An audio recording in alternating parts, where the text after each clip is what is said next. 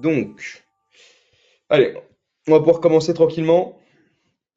C'est pas une conf très très longue celle-là. Euh, En gros, bon déjà je me présente, moi je suis Jules Berenbaum, je suis interne d'orthopédie à Paris. C'est moi qui vais vous faire les deux confs d'ortho, Hermès et les deux TP. Le but avec les deux confs plus les deux TP, c'est d'avoir vu 90-95% du programme d'orthopédie pour les EDN. Pourquoi pour les EDN? Parce qu'il y a des petits trucs que j'ai un peu retirés, parce que ça tombera jamais. Donc, ça ne veut pas dire qu'il ne faut pas les réviser. Réviser tout ce qu'il y a dans le collège, enfin dans les fiches LISA, je ne sais pas sur quoi vous bossez, mais essayez de voir tout. Mais ensuite, essayez de vous focus sur ce que j'ai dit et les questions que j'ai pu faire tomber dans la conf, parce que selon moi, les autres choses, c'est pas tombable pour des EDN, c'est trop imprécis. Puis vous avez vu la gueule qu'il a le collège d'ortho. Bon, déjà, si, faut pas commencer à s'éparpiller. L'orthopédie aux EDN, c'est facile, vraiment. Ça tombe toujours. Euh, Pas beaucoup de questions forcément, mais il y a toujours des petites questions qui se glissent par-ci par-là. Des questions d'orthopédie parce que ça peut se coupler avec de la gériatrie, ça peut se coupler avec de la pédiatrie, ça peut coupler avec de la médecine légale qui tombe, qui est énormément à la mode en ce moment. Donc, ça tombe. Donc, il faut le réviser. Mais si vous devez choisir entre passer le plus de temps sur l'orthopédie ou passer le plus de temps sur la médecine légale, au vu des EDN actuels, de la manière, de la mode que c'est en train de prendre, il faut plus s'attarder sur de la médecine légale ou de la santé publique que sur de l'orthopédie. Donc les deux confs sont composés de 1000 DP, KFP, y a pas de, j'ai pas mis de QI dedans, et les TP c'est des QI avec des diapos de cours, etc. J'ai essayé de mettre des petits rappels de cours pas trop longs, parce que moi quand j'étais à votre place, ça me saoulait les rappels de cours trop longs, parce qu'il y a le collège qui est fait pour ça. Donc j'ai mis les infos principales, et les questions, bah, vous allez le voir là, la première conf est un peu plus simple que la deuxième. C'est pour vraiment faire de l'entrée dans l'orthopédie. Et ensuite, la deuxième conf, elle envoie un petit peu plus dans les coins pour quand même que vous ayez une vision globale de l'orthopédie aux EDN. Vous allez voir, en ortho, il n'y a pas trop de pièges. C'est pas la tendance parce qu'on est enfin, voilà, on est un peu con, les orthos, si on commence à faire des pièges, on va un peu s'embrouiller déjà nous-mêmes dans les pièges qu'on a fait. Donc, en ortho, il y a rarement des pièges. Il y en a quelques-uns par contre qui sont un peu typiques. Et du coup, je vous les ai mis et je vous dirai quand c'est le cas. À la fin de cette conf, on fera un classement des DP tombables parmi ceux que je vous ai mis. En gros, je vous dirai, lui, c'est le top 1 qui peut le plus tomber, lui, c'est le top 2. Hein. Vous allez voir, le top 1 est égalité, parce que je ne sais pas trop. Enfin, pour moi, les deux sont giga tombables. Voilà, voilà. Est-ce que vous êtes tous prêts? Répondez dans le chat. Je veux voir des oui, je veux voir des petits pouces sur mon écran. Je sais que vous pouvez faire ça. Oui, yes, oui. Allez, c'est très bien. Donc, il y en a qui sont chauds. Je compte sur vous pour faire des belles réponses. Tac, je réorganise mon écran correctement pour avoir vos petites questions d'un côté et ma tronche de l'autre. Tac. Donc, ah, putain, ah oui, ça prend de la place quand même. Hop là. Hop. Désolé, j'organise un peu mon écran. Ok, on est parti. Bon, j'ai mis mon adresse mail à PHP si vous avez des questions. N'hésitez pas, je la regarde pas souvent, donc vous attendez pas une réponse très rapide.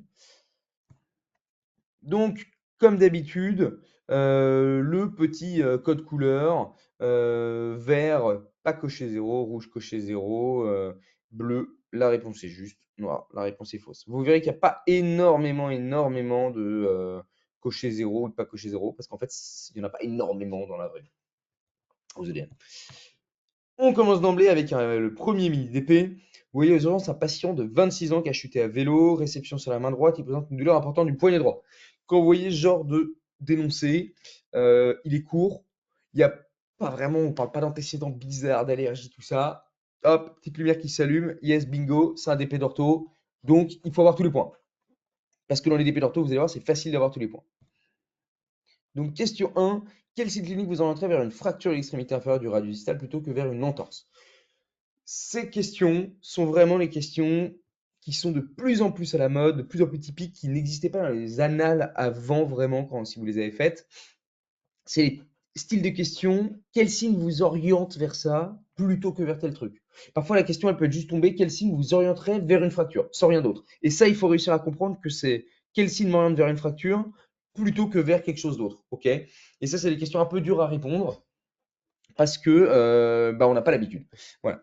Euh, Normalement, quand c'est une question de rang A, on doit vous proposer le nombre de réponses attendues.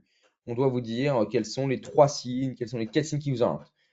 Par raison d'apprentissage, je ne l'ai pas fait dans cette conf. Ça sera fait dans des concours blancs, des choses comme ça, mais dans les confs que je fais, je ne le mets pas parce que je trouve que sinon, bah, en fait, c'est trop facile. Et vous allez voir que les EDN de base, c'est assez facile quand même. Donc, selon vous, est-ce que c'est une attitude traumatisée des membres du membre supérieur, une déformation du poignet en baïonnette, une douleur côté à environ 3 sur 10, une déformation en dos de fourchette et des ecchymoses du poignet? Je vous laisse répondre dans le chat. Allez-y, allez-y. Je veux voir des réponses apparaître là. Vous mettez A, B, C, D, E, comme vous voulez.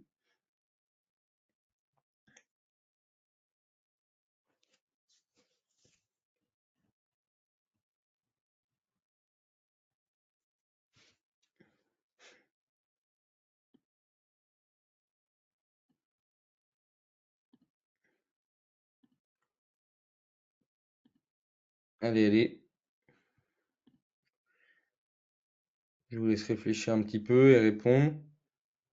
N'ayez pas peur.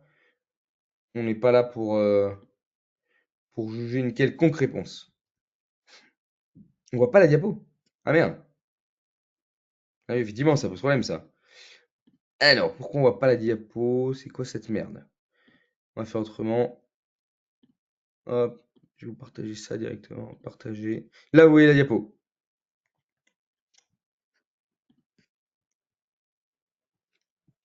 Oui, on voit la diapo. Génial. Alors, qu'est-ce qu'on répond?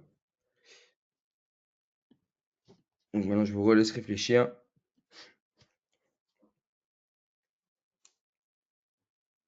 Dites-moi quelle réponse vous cochez.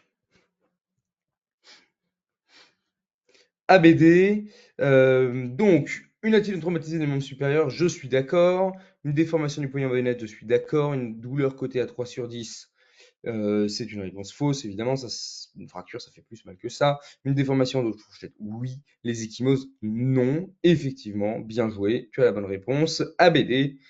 Voilà. Les ecchymoses, ça oriente ni vers l'un ni vers l'autre. Ça peut être juste dû à un choc au moment de la chute. Ça peut être entorse ou fracture. Le patient présente une déformation du poignet, visible légèrement en baïonnette. Quel signe de gravité clinique recherchez-vous en priorité? Donc, je vous laisse répondre. Est-ce qu'une ouverture cutanée qu'au choix 1, c'est un signe de gravité? Est-ce qu'une douleur côté à plus de 7 sur 10, c'est un signe de gravité? Des paresthésies dans le territoire du nerf ulnaire, des paresthésies dans le territoire du nerf médian, un temps de recoloration cutanée inférieur à 2 secondes à la main.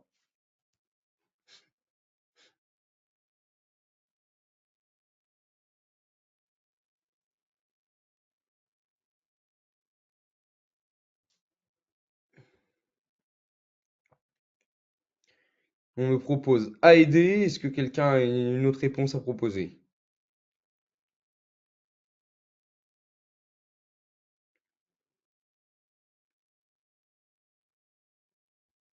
A et D.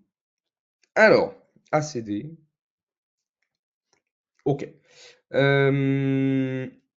Donc, alors vous allez voir, la correction n'est pas la bonne. Parce qu'on va corriger celle-là et après, en fait, j'ai oublié de modifier. Et finalement, après réflexion, je me suis dit que c'était bien de laisser les deux parce que comme ça, je vous montre deux corrections différentes. Si on doit répondre à cette question, la A est évidemment vraie. Toute ouverture cutanée, c'est un signe de gravité. Une douleur, non, c'est jamais un signe de gravité dans les fractures. Des paresthésies dans le territoire du nerf ulnaire ou des paresthésies dans le territoire du nerf médian. Attention, premier piège en orthopédie. Les paresthésies ne sont pas des signes de gravité. Une paresthésie, ça peut être dû à un hématome, ça peut être dû à un petit choc, mais ce n'est en aucun cas un signe qui nous donne envie d'aller au bloc en urgence. Pourquoi? Parce que bah, ça veut pas dire que le nerf est vraiment abîmé en fait. Ça veut juste dire qu'il a un peu bousculé. Mais par exemple, quand on s'endort sur notre coude et qu'on se réveille et qu'on a des fourmis dans toute la main, on n'est pas dans un signe de gravité. Bah là, c'est pareil. Le temps de recollation cutanée, non, attention, voilà, petit piège un peu banane, c'est supérieur à 3 secondes quand c'est un signe de gravité. Et donc, du coup, par contre, alors, que veut dire une ouverture cutanée qu'au choix 1? Très bonne question. On y répondra dans la diapo de cours de ce DP. On va revoir la classification des ouvertures cutanées. Pas de panique.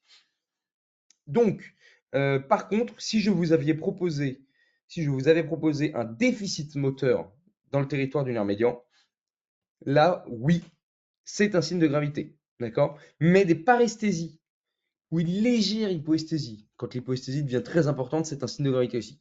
Mais des paresthésies, légère hypoesthésie ne sont pas des signes de gravité en orthopédie dans la majorité des cas.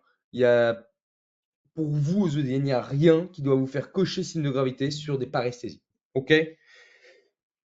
Excusez-moi.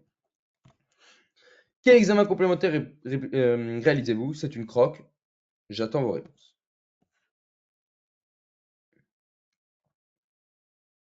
Qu'est-ce qu'on fait? Dites-moi tout.